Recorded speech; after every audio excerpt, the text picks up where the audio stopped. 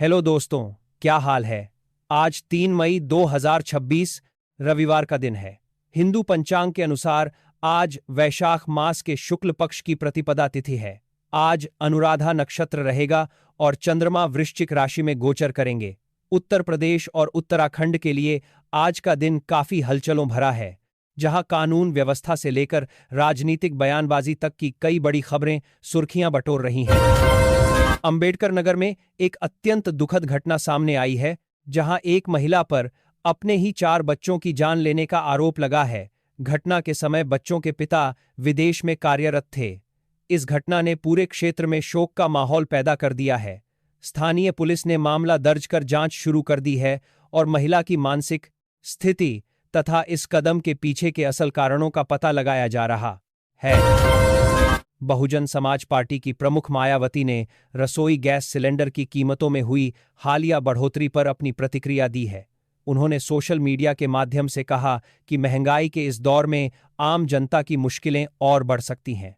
मायावती ने अंदेशा जताया है कि आने वाले समय में पेट्रोल और डीजल के दामों में भी वृद्धि देखने को मिल सकती है, जिससे नागरिकों पर आर्थिक बोझ बढ़ेगा।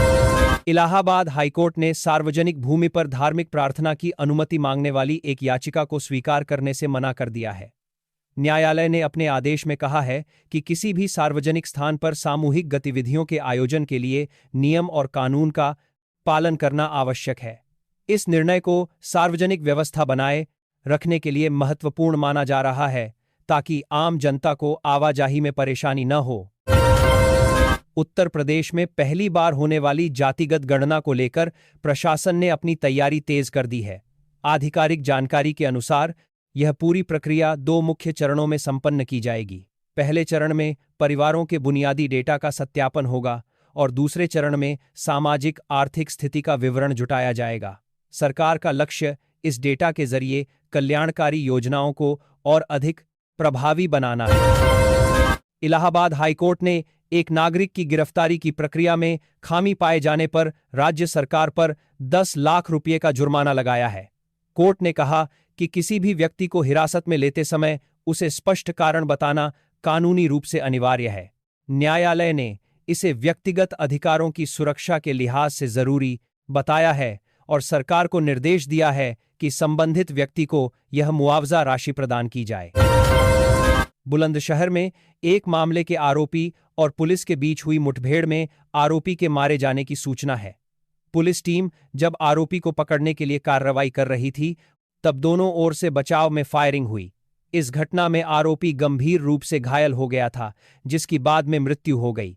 पुलिस प्रशासन अब मामले की विस्तृत रिपोर्ट तैयार कर रहा है, ताकि घटना की पूरी जानकारी स्पष्ट हो सके। मेरठ जिले में हुई 2 शादियां अपनी विशेष सजावट और अंदाज के कारण चर्चा का केंद्र बनी हुई हैं। एक विवाह में दूल्हा पारंपरिक रीति रिवाजों के साथ हाथी पर सवार होकर पहुंचा, वहीं एक अन्य कार्यक्रम में दुल्हन की विदाई के लिए हेलीकॉप्टर का उपयोग किया गया। इन आयोजनों के दृश्य सोशल मीडिया पर साझा किए जा रहे हैं, जिन्हें लोग निजी पसंद और उत्साह का हिस्सा मान रहे हैं। पीलीभीत के जिला विद्यालय निरीक्षक कार्यालय में वित्तीय अनियमितता का एक बड़ा मामला सामने आया है। यह कार्यालय के एक कर्मचारी पर धोखाधड़ी कर सरकारी धन को अपने करीबियों के बैंक खातों में भेजने का आरोप लगा है। पुलिस ने इस मामले की जांच करते हुए कुछ लोगों को हिरासत में लिया है।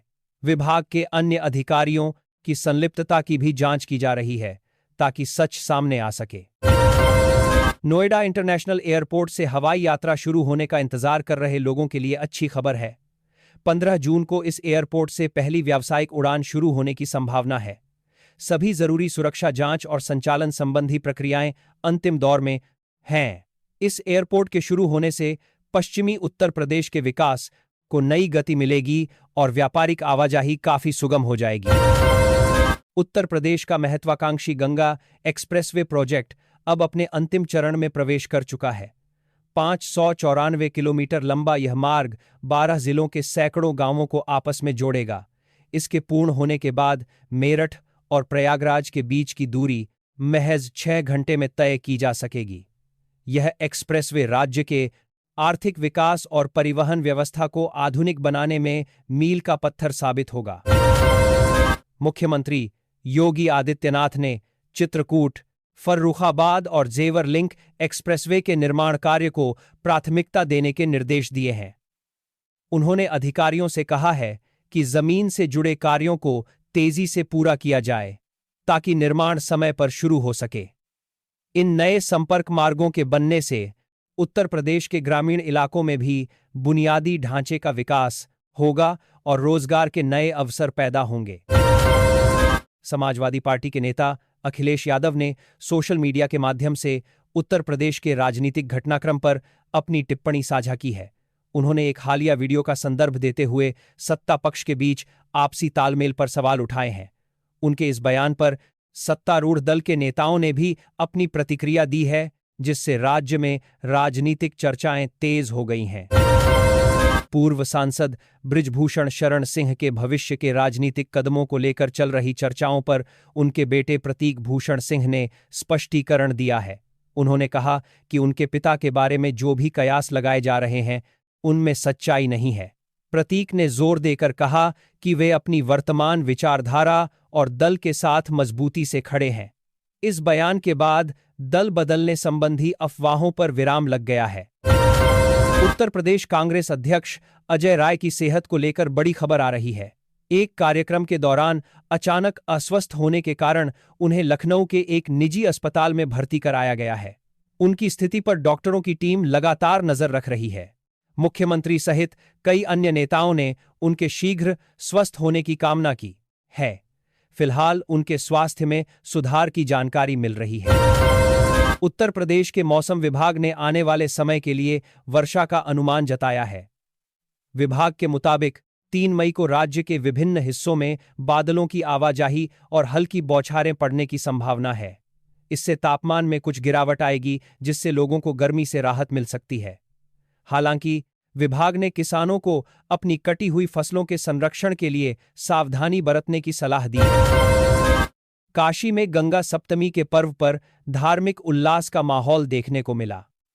विभिन्न घाटों पर विशेष प्रार्थना सभाएं आयोजित की गईं, जिनमें बड़ी संख्या में श्रद्धालु शामिल हुए।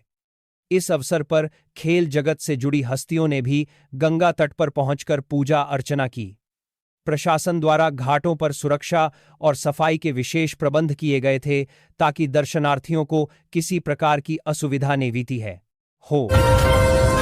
उत्तराखंड के प्रसिद्ध बद्रीनाथ धाम के द्वार आज सुबह श्रद्धालुओं के दर्शन के लिए खोल दिए गए हैं। कपाट खुलने की प्रक्रिया पारंपरिक अनुष्ठानों और मंत्रों के साथ संपन्न हुई। इस दौरान वहां मौजूद भक्तों ने जयकारे लगाए और दर्शन का लाभ लिया।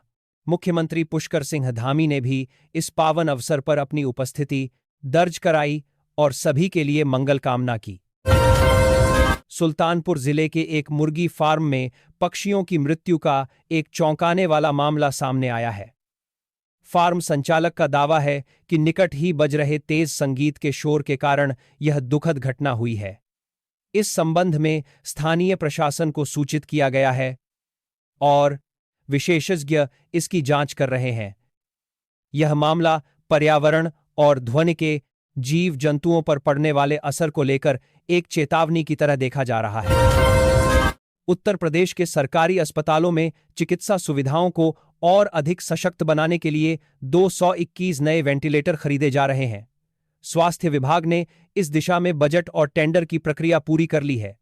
इन मशीनों के आने से राज्य के दूरदराज के मेडिकल सेंटरों में भी गंभीर मरीजों को जीवन रक्षक सुविधाएं मिल सकेंगी, जिससे इलाज के लिए दूसरे शहरों पर निर्भरता कम होगी। मऊ जिले में एक युवती द्वारा मोबाइल टावर पर चढ़कर अपनी बात मनवाने की कोशिश का मामला सामने आया है। घटना की जानकारी मिलते ही पुलिस और स्थानीय प्रशासन की टीम मौके पर पहुंची। काफी समय तक चली बातचीत और समझा बुझाकर युवती को सुरक्षित नीचे उतारा गया। पुलिस ने इस मामले में उचित काउंसलिंग की सलाह दी है ताकि भविष्य में ऐसी जोखिम भरी घटनाओं को रोका जा सके। बांदा जिले में एक महिला द्वारा खुद को नुकसान पहुंचाने की दुखद खबर मिली है। बताया जा रहा है कि घरेलू तनाव और आपसी विवाद से परेशान होकर महिला ने यह आत्मघाती कदम उठाया। इस घटना से परिवार में शोक व्याप्त है। पुलिस ने मामले का संज्ञान लिया है और जांच कर रही है कि घटना के पीछे की असली वजह क्या थी। प्रशासन ने लोगों से संकट के समय मानसिक स्वास्थ्य सहायता लेने की अपील की है। वाराणसी में एक महिला की मृत्यु के मामले में फरार आरोपी को पुलिस ने त्वरित कार्रवाई करते हुए पकड़ लिया है। आरोपी ने आपसी मतभेद और संदेह के चलते इस वारदात को अंजाम दिया था। पुलिस ने तकनीकी साक्ष्यों और सीसीटीवी की मदद से आरोपी की लोकेशन का पता लगाया और उसे हिरासत में ले लिया।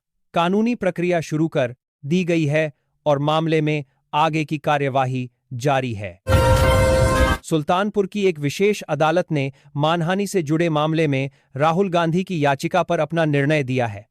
कोर्ट ने साक्ष्यों की जांच के संबंध में दायर एक मांग को खारिज कर दिया है। यह कानूनी प्रक्रिया एक पुराने बयान से जुड़ी हुई है।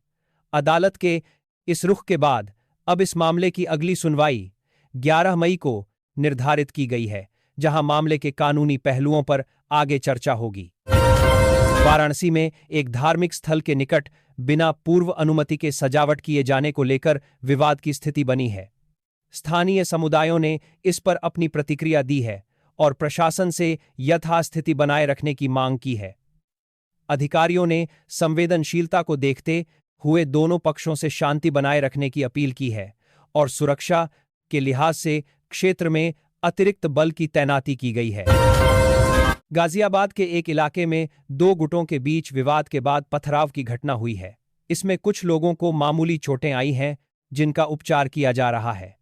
पुलिस ने तत्काल कार्रवाई करते हुए कई संदिग्धों को पूछताछ के लिए हिरासत में लिया है। प्रशासन ने साफ कर दिया है कि शांति व्यवस्था बिगाड़ने वालों पर कड़ी कार्रवाई की जाएगी और फिलहाल क्षेत्र में पूरी तरह नियंत्रण है। आज का राशिफल बताता है कि मेष और सिंह राशि के जातकों को व्यापार में बड़ा लाभ मिल सकता है। कन्या और वृश्चिक राशि वालों को आज अपने खर्चों पर नियंत्रण रखने की सलाह दी जाती है। मीन और कर्क राशि के जातकों के लिए पारिवारिक सुख में वृद्धि के योग हैं। वहीं मकर राशि वालों को आज अपनी सेहत का विशेष ध्यान रखना होगा। अपना और अपने परिवार का ख्याल रखें। शुक्रिया।